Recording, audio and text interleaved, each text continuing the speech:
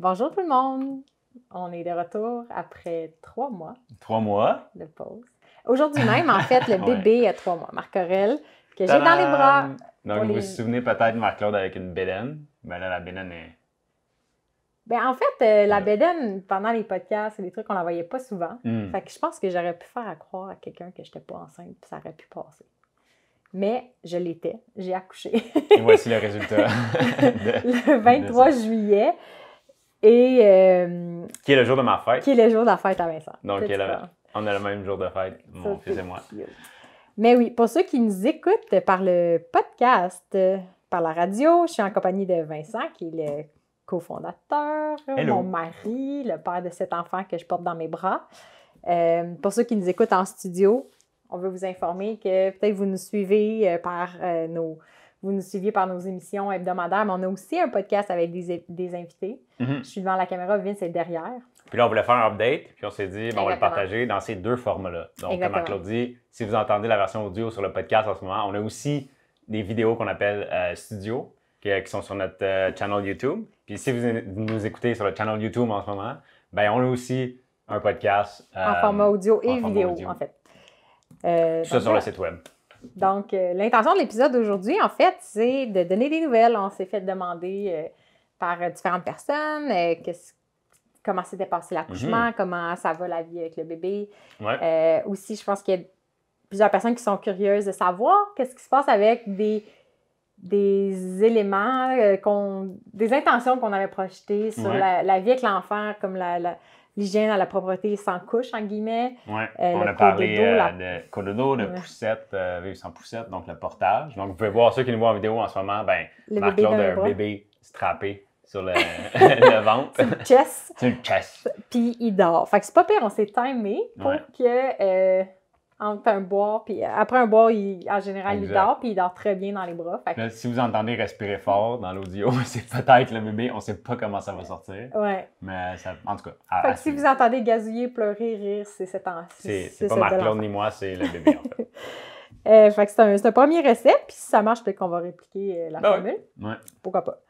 Donc voilà, les nouvelles depuis l'accouchement. Donc, tu le disais tantôt, là, des gens qui nous ont peut-être suivi sur les médias sociaux, que ben, j'étais enceinte, la grossesse s'est bien passée, j'adorais être enceinte en fait. Je me sentais vraiment au top de ma forme, j'avais plein d'énergie. Le premier trimestre, ça a été vraiment plus difficile là, l'année passée, il y a à peu près 1 an. Mais la fin de la grossesse, c'était le fun. Puis je me préparais à l'accouchement puis à la vie après. Tu sais, les podcasts, pour moi, étaient devenus la façon d'un peu m'informer, me préparer, inviter des gens sur plein de sujets qui m'intéressaient. Oui, parce que autant le studio que la radio, en fait, que le podcast, on a survolé beaucoup de sujets par rapport À à l'enfant. style Ouais, de c'est vie ça. avec un bébé. En fait. Exactement. Puis je pense qu'il y a des sujets que certaines personnes se disaient « Oh my God, j'ai hâte de voir comment ça va se passer pour vrai. » Ou ce soit comme de la curiosité ou du scepticisme, en fait, de ce qui Ouais. allait se passer. Puis même nous, on s'attendait à peut-être pas pouvoir... Je sais pas, on était déterminés, mais on savait pas comment Mais ça allait se passer mais d'avoir un bébé pas de couche. Reste qu'on n'avait jamais eu de bébé. Mais Ouais, on était déterminés à essayer certaines choses. Fait que là, En ouais, tout c'est cas. ça. Fait que parmi les lectures qui m'intéressaient, tu sais, pour rester dans la thématique du mouvement, il y avait le livre Active Birth que j'ai lu, qui était sur les positions d'accouchement. Mhm. C'est un sujet que je veux aborder. J'aimerais vraiment avoir l'auteur au podcast. Je pense que Vince se lève pour aller chercher le livre. Parce que, je ne sais pas si vous étiez au courant, mais accoucher assis dans un lit classique, là, c'est une position qui est très avantageuse pour le médecin qui voit mieux, mais c'est pas ce qui est le mieux mécaniquement pour la mère et le bébé. Oui, pour faciliter la naissance. Fait que Active Birth, l'idée, c'est pas de faire de courir un marathon la journée de l'accouchement, là, c'est pas du tout ça, là, tu sais, comme ils vont se dire, hey, on peut-tu avoir la paix, là? Ouais. La journée de mon accouchement, je veux pas faire de l'activité physique, mais non, c'est C'est un sur peu les plus positions comme- d'accouchement. C'est ça, plus comme du yoga d'accouchement, en fait. Là. Plus en termes de position pour faciliter l'arrivée du bébé. Ben, dans le livre, mécaniquement. elle parle du yoga, puis c'est un livre qui a été écrit il y a plusieurs années. Fait que c'était quand même innovant. Là. Je pense que c'était avant la vague, on s'entend des Lululemon et de l'explosion des studios de yoga. Mais c'est ce mix-là, je pense, de connexion au corps, comme le yoga qui favorise la bonne respiration et les positions. Mais le mot active, dans son cas, ce qu'a décrit l'auteur Janet Balaskas, c'est pas juste l'action physique du corps, mais c'est aussi la place de la mère comme étant activement impliquée dans la naissance de l'enfant. Comparé à, mettons, le modèle médical qui peut arriver qu'on remet beaucoup la responsabilité dans les mains du médecin, puis on pense que c'est lui qui est en charge de tout, puis on se laisse aller là-dedans. C'est plus de dire d'être impliqué dans la naissance puis de se sentir apte à livrer le bébé. Fait que j'étais dans ces eaux-là, tu sais, je voulais accoucher à la maison de naissance. On a même considéré faire l'accouchement à la maison pour plein de raisons, puis on n'ouvrira pas cette parenthèse-là, mais c'est quelque chose qu'on a vraiment considéré. Et à cause des vacances d'été, de plein de circonstances, les sages-femmes ne pouvaient pas assurer ce service-là au moment de la naissance. Fait qu'on l'a mis de côté, mais ça m'a mis l'idée en tête pour peut-être le prochain. Fait que, tu sais, on était là-dedans, puis je me sentais confiante. Je faisais beaucoup de visualisation. Et finalement, on a travaillé jusqu'à la date prévue de la naissance du bébé. On lançait un produit avec nos amis. Dash Shira de Moving Creatures. Oui, on a fait un podcast, en fait, avec lui, précisément. On est devenus amis, on a travaillé à distance parce qu'il est en Australie où sa blonde vit, mais lui vient d'Israël. Puis le bébé a été... La date d'accouchement, c'était un peu la date de livraison de ce premier produit qu'on a co-créé, en fait, avec eux. Puis on a un peu rushé ça parce que l'accouchement arrivait, on voulait lancer le projet avec eux. C'est ça, on a travaillé jusqu'à la date du lancement, carrément. Carrément. Puis, ça a été un bon deadline. Parce que je pense qu'ultimement, c'est facile quand tu travailles sur un produit de peaufiner à l'infini. Ce produit-là est en anglais en ce moment, mais notre ambition, c'est de le traduire très prochainement pour le rendre accessible en français. On s'en reparle. Je pense qu'aujourd'hui, on va ouvrir plein de parenthèses. Notre esprit est un peu en... On va parler de plein de livres, de plein de concepts. De plein de projets. Puis, mais c'est surtout pour faire un update aujourd'hui. Oui. Fait que c'est ça, on a travaillé, on était super excités, puis après l'adrénaline est retombée. J'ai commencé dans les jours suivants à avoir comme des fausses... J'aime pas appeler ça des fausses contractions. Il y avait un début de travail quelconque. Là, le bébé se passait. Puis...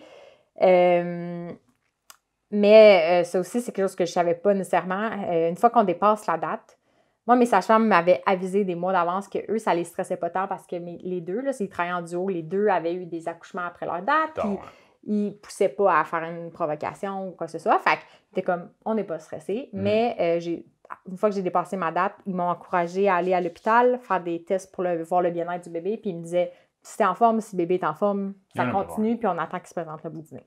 Fait que j'étais là, ça me tente pas d'aller à l'hôpital, juste par réassurer, je veux dire. On voulait pas se déplacer jusqu'à l'hôpital. Puis j'étais en santé. Parce qu'on était confiants. Puis c'est ça. Fait que je me disais, je vais y aller. On va montrer que le bébé est en santé. Tu sais, j'avais pas d'inquiétude. Je vais montrer que le bébé est en santé, puis je vais rentrer chez nous, puis ça va être fait. Tu sais. Bien là, surprise, le bébé s'était tourné. Le petit vlimer. Puis, fait que c'est un bébé en siège. Je dis c'était tourné parce qu'on ne le saura jamais s'il a été tout le temps la tête en haut ou si c'est tourné dernière minute. Mais moi, je pense que ce qui s'est passé, c'est qu'il était bien positionné parce que mes sages-femmes, à chaque semaine, faisaient... pas à chaque semaine, mais à chaque rendez-vous, faisaient le suivi. Palpait, puis semblait beau, semblait dire que la tête est là, par en bas. Oui.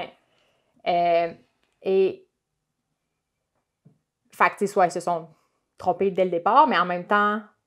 Il y a plusieurs sages-femmes qui... Moi, c'est ça, qui l'ont fait. Puis, moi, ce que j'ai ressenti aussi, c'est que la grossesse avançait, puis je sentais que mon ventre descendait. Tu sais, physiquement, je me sentais différente. Je sentais que le bébé descendait.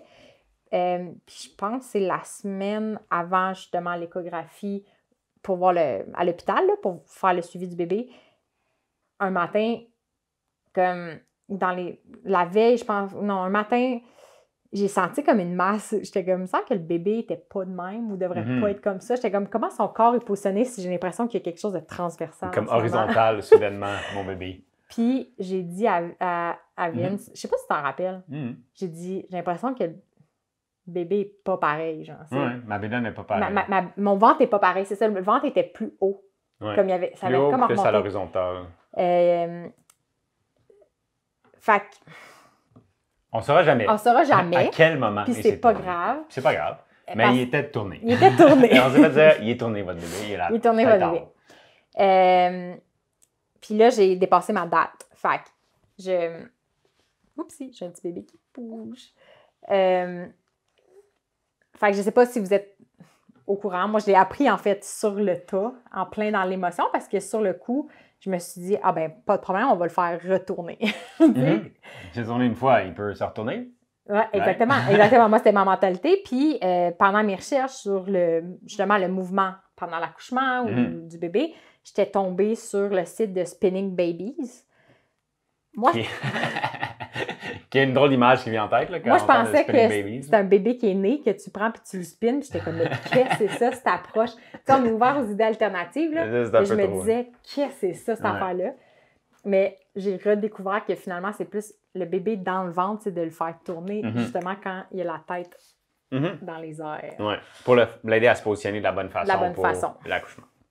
Fait que, pour ceux qui ont peut-être jamais entendu parler de ce qui arrive quand il y a un bébé en siège, c'est ça, c'est toutes des choses qu'on a appris sur le tas, sur le coup de l'émotion, parce que la médecin a comme dit, j'ai une mauvaise nouvelle pour toi, ce qui est honnêtement pas la façon de parler de ça. Ouais. Parce que moi, en plus, je me disais, ben, c'est pas une mauvaise nouvelle, comme ça, on va le faire tourner. Puis tout de suite, elle s'est mise à parler de césarienne. T'sais. Pour elle, je tombais dans la catégorie des grossesses à risque élevé parce que j'avais dépassé ma date, parce que le bébé était possiblement plus gros que ce qu'il laisserait faire pour un accouchement par le siège. Là, dans le fond, c'est que la médecine les médecins peuvent accoucher par le siège sous certaines conditions, puis là, on ne rentrait pas à ce moment-là dans les conditions. Mais moi, j'étais là, ben OK, j'étais un peu sous choc, puis j'étais comme, mais on va le faire tourner ce bébé-là. Mais puis j'ai dit, tu sais, on va voir avec ma sage-femme. Fait que sur place, elle a essayé de le retourner, mais j'étais comme, ben, on va essayer de faire ça avec ma sage-femme. Fait que sur le coup, je me disais, je vais voir ça en maison de naissance, je vais être comme dans un contexte où je suis plus à l'aise, dans une ambiance peut-être plus aimante et chaleureuse que genre un hôpital. Un peu moins froide que l'hôpital. Un peu moins froide que l'hôpital. Mais ce que j'ai su, en fait, c'est que les sages-femmes n'ont pas le droit d'accoucher un bébé en siège et ne peuvent pas faire des retournements manuels. Fait que dans le fond, c'est que manuellement, un humain essaie de tourner le bébé dans le ventre, puis j'imagine qu'il y a des risques associés, on n'a pas lu là-dessus, mais il y a juste les médecins qui peuvent faire ça. Fait que je sais même pas si c'est juste les gynécos, mais en tout cas, je sais pas. Puis c'est quelque chose qui est plus facile à faire plus tôt, je pense. Une fois que tu as une bédaine de 9 mois, ben il y a moins d'espace pour pouvoir tourner le bébé. Ouais. Fait que, fait que tout ça. Fait qu'un petit bébé qui bouge, tiens donc. T'sais, on a eu un petit bébé qui bouge. Fait que là, c'est ça. Fait que la recommandation du médecin, c'était césarienne, puis césarienne programmée. Parce que la réalité des hôpitaux en ce moment, c'est que des fois, c'est short staff ou ils sont plus à l'aise aussi de planifier parce que ça rentre facilement dans un calendrier. Ils sont débordés, les hôpitaux sont débordés au Québec, on peut dire. Fait que je pense, les sécurise là, en termes d'organisation, mais nous, sur le coup, j'ai dit, ben je vais voir avec ma sage-femme.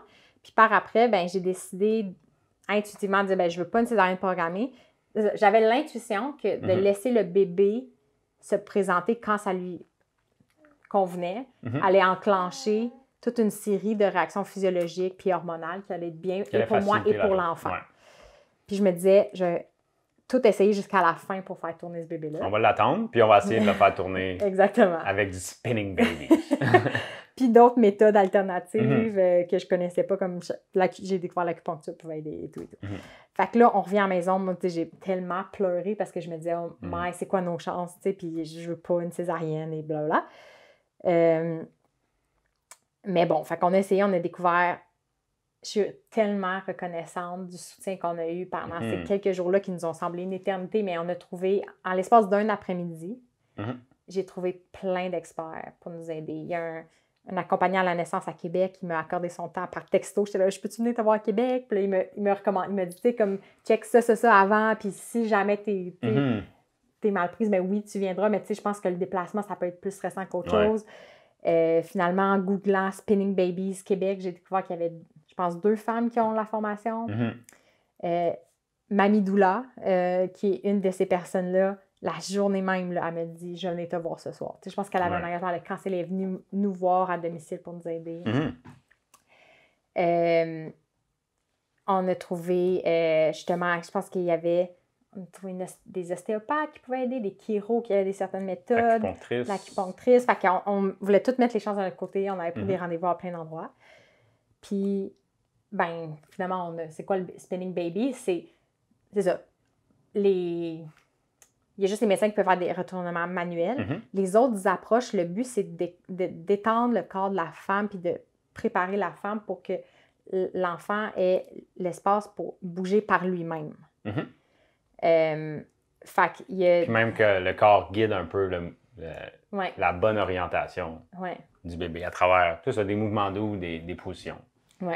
Fait que je pense que ça, carrément, ça pourrait être un sujet de podcast au complet en soi. Mais dans le fond, c'est ça. On a essayé ça pendant... À ce moment-là, on ne savait pas non plus quand j'allais accoucher. Là. Non. Tu sais, on ne savait pas combien de temps il nous restait. On savait que c'était une question de jour parce qu'à un moment donné, l'enfant était obligé de sortir. Il est programmé pour ça. Mais c'est ça. Fait que là, on était accompagnés, on est allé à différents rendez-vous avec des professionnels de la santé. Puis, je pense qu'on faisait des petits exercices, là. Puis, un des soirs, dans le fond, le 22, la veille, mais on ne savait pas que c'était la veille, on a fait comme une espèce de cérémonie calmante. On s'est vraiment rapprochés, on a essayé. Je me suis levée le lendemain, puis je me suis mis à pleurer parce que mon ventre était encore très haut, puis il n'est pas tourné, tu sais. Puis, c'est ça. Mais à ce moment-là, tu sais, je pense que pour les femmes ou les couples qui se disent on vise un accouchement naturel, vaginal, si la dichotomie c'est ça c'est bon, puis une césarienne ou un accouchement à l'hôpital c'est mauvais, mentalement, spirituellement, c'est vraiment difficile de passer au travail parce que tu sens que c'est un échec si on se ramasse à l'hôpital. Puis je sentais que quand mon esprit allait là, dans cette dichotomie-là de ce que je vis, c'est un accouchement vaginal, ça me rendait excessivement anxieuse et stressée parce que je me disais, j'ai 50% de chance. Ben, c'est en fait, un scénario sur deux, j'échoue, entre guillemets. Puis je pense que là où ça nous a libérés, c'est quand on recadrait les choses pour se dire, qu'est-ce qu'on vise? Est-ce que c'est un accouchement vaginal ou c'est que le bébé soit en santé? Comme que le bébé soit bien puis qu'on soit ensemble. Puis... Ouais. Ça, c'est toi qui m'aidais beaucoup. Viser le bien-être du bébé, en fait. Là. Puis, tu sais, je pense que faut s'enlever sur les épaules aussi le fait de toujours atteindre le centre de la cible. Je pense qu'il faut viser quelque chose. Il faut viser, il y a un bullseye à ce qu'on essaye de faire. Mais si on ne frappe pas le bullseye, ben c'est correct aussi. Là. Le but, c'est de viser. C'est de viser, puis d'aller aussi loin qu'on est capable. Puis à un certain point, il faut lâcher prise parce que ben en fait, on va pas en parler, là. Les sages-femmes n'ont pas le droit d'accoucher un bébé en siège. Les hôpitaux, les médecins, puis de ce qu'on a compris, là, puis ça, les accouchements, ça, c'est un sujet en soi. On a beaucoup de dossiers. De ce que je comprends, il y a un article de Mal qui est sorti des années 80-90 qui, je sais pas comment ça le présentait, démonisait ou disait que c'était dangereux. Fait qu'ils ont carrément enseigné... que la césarienne était plus sécuritaire que l'accouchement en siège. Mais tout ça, c'était comme une méta-analyse qui a été un peu déconstruite par la suite parce qu'elle était faible scientifiquement, disons. Il n'y avait pas tant de preuves, finalement. Mais cette affirmation-là est restée. Puis quand elle est arrivée, ça a fait peur à beaucoup de gens. Puis ça a changé, le système de la santé, parce que les priorisaient les césariennes au lieu de continuer à faire une pratique qui était faite depuis longtemps. L'accouchement en siège, si on remonte 50 ans en arrière, ben, c'était pas quelque chose qui était considéré dangereux. Les médecins savaient le faire. Donc, ça a changé le système de la santé, mais ça a aussi changé le système d'éducation, les curriculums de médecine, qui, là, ont un peu mis ça de côté, les accouchements en siège. Donc là, la norme, c'est devenu plus les césariennes que d'enseigner les accouchements en siège. Donc là, ça a un peu changé toute la patente, ce qui fait que maintenant, voilà, c'est ça. Le savoir, c'est un peu perdu. Puis s'il y a des hôpitaux qui sont spécialisés, disons, qui peuvent le faire. Mais le système essaie d'éviter ça le plus possible pour miser plus sur les césariennes. Oui, bien, il y a des conditions. Puis ce que Vince vient d'expliquer, moi, je ne l'ai pas lu encore cette étude-là, puis je ne me suis pas penchée sur ce sujet, mais c'est quelque chose qui nous intéresse. comme tellement de sujets nous intéressent, en fait. Mm. Donc, on s'en reparle, mais c'est globalement ce que... on s'est fait expliquer on s'est fait par expliquer, plein d'intervenants puis différents. ce qu'on s'est fait expliquer, mais comme, encore là, on s'en reparle plus en détail avec les bonnes sources, mais reste que la réalité, c'est que c'est ça, c'est les fortes chances que ce soit en césarienne pour différentes mesures liées au fait que j'avais dépassé ma date, que le bébé était évalué à être plus gros que ce qui... Il n'était pas nécessairement un gros bébé, mais c'était comme juste, il venait de dépasser la taille. Il y avait une marge d'erreur d'1,5 livre, ce qui est absolument énorme. Mais puis on sait maintenant que finalement, il n'était pas gros, mais selon les mesures qui étaient faites avec différents outils puis en estimant, ils estimaient qu'il était plus lourd qu'il était réellement. Réellement. Mais ils ont pris la décision en fonction des données qu'il y avait. Il faut respecter ça. Même si à nos yeux, les données de ce qu'on comprend avaient des grosses marges d'erreur, mais bon. Mais ce qu'on est heureux, c'est que nos sages-femmes ont travaillé super fort pour nous mettre en contact avec des médecins au CHUM, parce que le CHUM fait des accouchements en siège. Puis je pense même que c'est l'infirmière la journée qu'on était là qui nous a dit « Ah oui, en plus, moi, j'aime ça. » Il y a quelque chose, je ne sais pas pourquoi, là, je ne vais pas demander de détails parce que je suis en contraction, là, mais, mais c'est ça, ça peut se faire.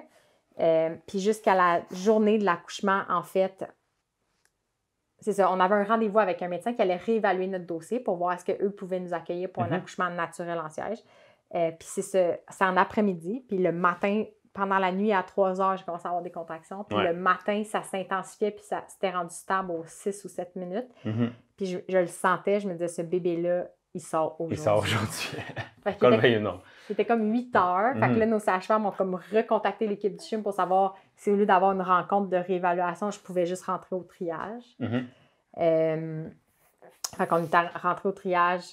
On avait fait un scan la veille pour voir. C'était une autre donnée que le médecin voulait pour voir comme, je sais pas, mes hanches, le ratio de mes hanches et de la tête du bébé. Fait que les données sont rentrées le matin même. J'étais en contraction aux minutes rendues là. Puis la médecin de garde a dit, selon les données qu'on a, on peut pas, ça va être une césarienne. Mais rendu là, j'avais de moins en moins espoir, mais je suis contente qu'on soit allé jusque-là. Donc, on est allé jusque-là. On était dans une salle au CHUM. Puis Marc-Claude avait pratiquement des contractions aux minutes. Puis on se disait, ben là, si c'est ici, ça va être par césarienne. Puis l'autre option, c'est en dehors du système. À la maison, non accompagné. Ça n'aurait pas été une bonne décision pour le bébé parce qu'on n'était absolument pas prêt pour ça. Donc, on est allé avec ce qui était le mieux pour le bébé dans le contexte où on était. On a évalué toutes les options parce que quand on se disait, si on vise un accouchement vaginal, c'est ça la cible.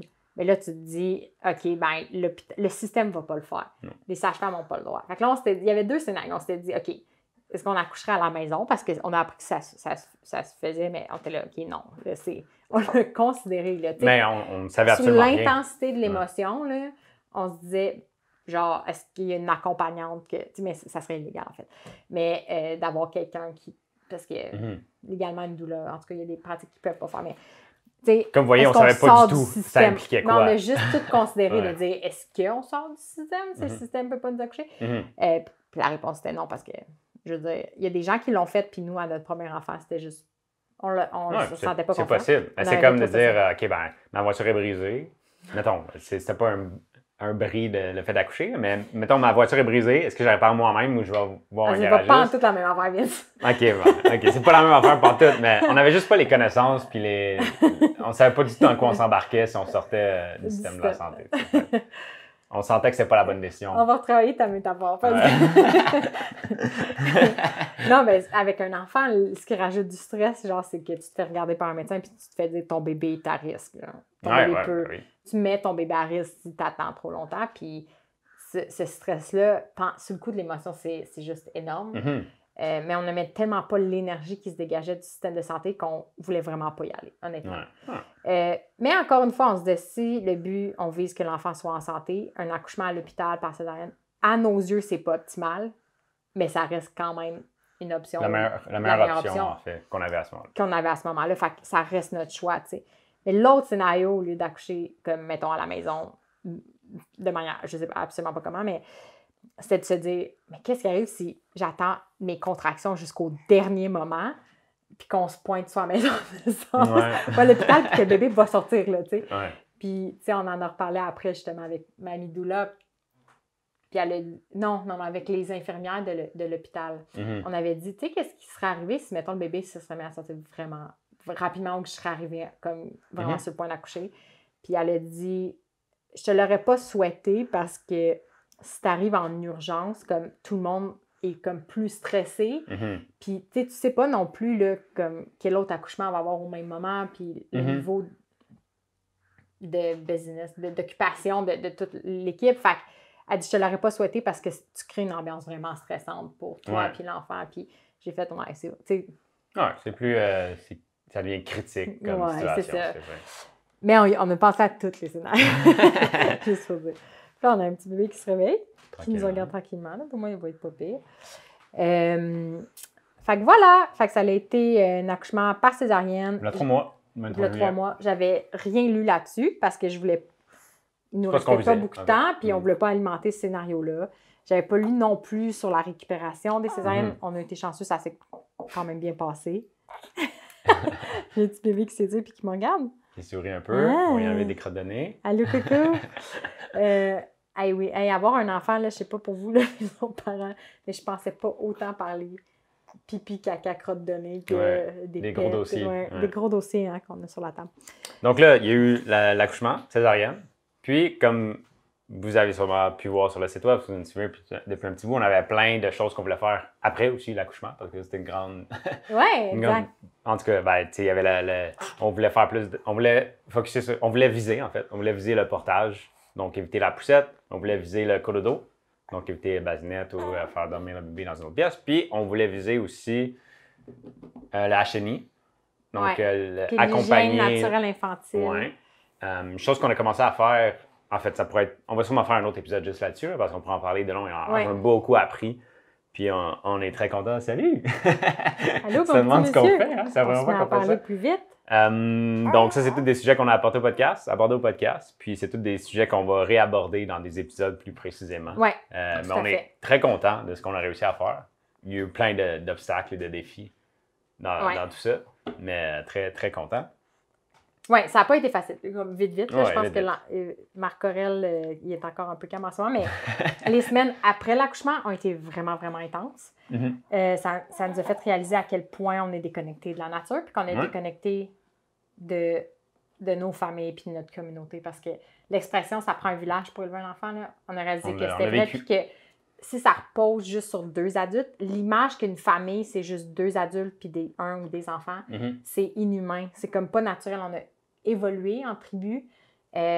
Puis soudainement, je pense que c'est quand même, tu sais, quand on parle de dépression postpartum ou de sentiment d'isolement ou de solitude, je le comprends tout à fait parce que moi, il y a des moments où je trouvais ça difficile comme pour notre histoire individuelle, mais je trouvais ça difficile pour l'humain avec un grand H, l'histoire de l'humanité, de se dire, on est à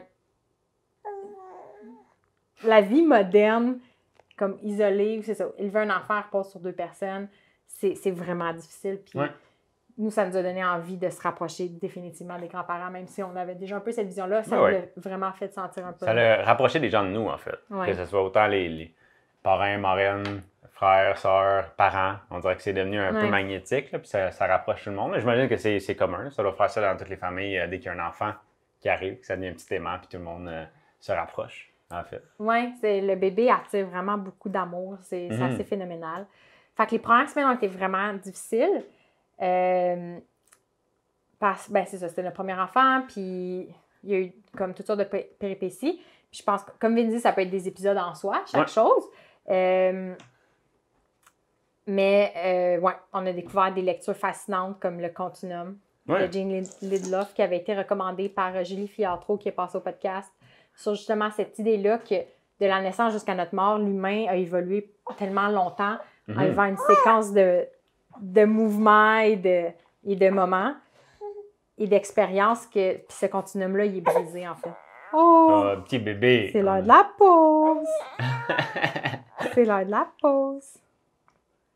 On prend-tu une pause puis on recommence? Ben, est-ce qu'on ferme cet épisode-là? Puis... Ah, la réalité avec le bébé. C'est la première fois qu'il y a un bébé qui se met à pleurer en plein milieu d'un de nos épisodes. Hey, coucou! Allô? Fait que bref, on peut dire que on l'a fait le sans-couche, on a fait tout ce qu'on espérait, puis on a découvert encore plus de sujets. Fait que restez à l'affût parce qu'on va s'en reparler. Donc, ça va se terminer comme ça, je crois. On se reparle bientôt. On voulait surtout vous faire un update. Puis, Un petit coucou. Puis, on risque de faire d'autres vidéos, même cette semaine. On est très excités mon de partager tout ce qu'on a découvert et essayé. Donc, on se voit très bientôt. Je vais aller aider un petit bébé à faire pipi à son coin toilette. Wouhou! Oh, on peut le sortir!